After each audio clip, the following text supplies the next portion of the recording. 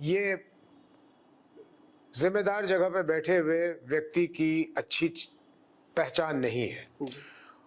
जो ऊंचे पद पे बैठता है, या वाजपेयी जी की बात करें कि बड़े काम छोटे दिल से नहीं किया जाता।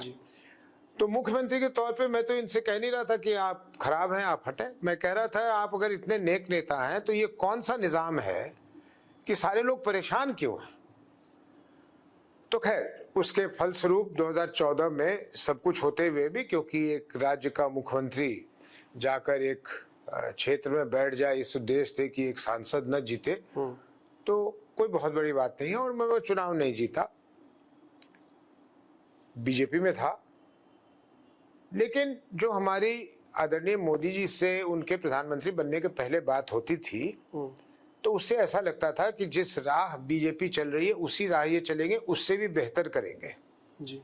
लेकिन 2016 आते आते हमें दिखा, हमें क्या बहुतों को दिखा, कि बीजेपी अपने उस ट्रैक से उतरकर ये हिंदू मुसलमान टाइप के ट्रैक पे चलने लग गई है। और हम लोग असहज होते हैं ऐसी जगह में। हम लोगों की परवरिश ऐसे जगह नहीं हुई है जहां आपस में इस तरह का भेदभाव वगैरह किया जाए। तो 2000 और फिर जिस नीतीश जी के खिलाफ वो बहुत कुछ कहते थे उस समय, और ये मैं रिकॉर्ड पे कह रहा हूँ आपसे, उसी नीतीश जी से फिर इन्होंने हाथ मिला लिया 2017 में। तो ऐसा लगा कि ये तो बिल्कुल भारतीय जनता पार्टी अवसरवादी राजनीति की तरफ बढ़ गई है, दौड़े जा रही है बड़े तीव्र गति से। तो मैंने फिर भारतीय जनता पार्टी छोड़ दी। तो कहाँ जाता, तो लौट के अपने घर गया, क्योंकि तब तक कांग्रेस पार्टी में भी काफी बदलाव आने लगे थे और सब कुछ हो गया। और जनसुराज आंदोलन की शुरुआत करने के बाद और इससे सम्मिलित रहने के बाद भी 2024 तक मैं कांग्रेस में ही था। मैंने पहले ही फैसला कर लिया था कि इस बार चुनाव नहीं लड़ूंगा। अनेक कारण थे, अवस्था भी एक कारण होती है जी।